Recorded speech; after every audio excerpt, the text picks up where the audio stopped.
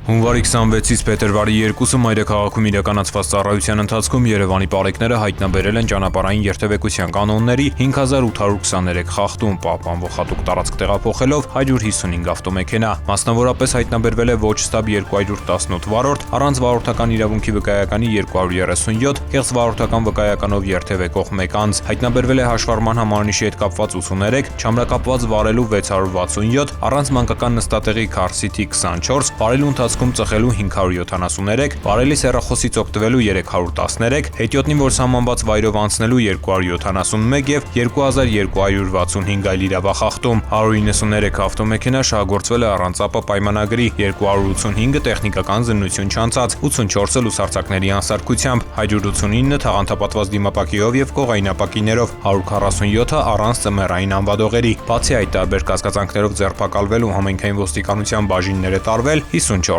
անձ։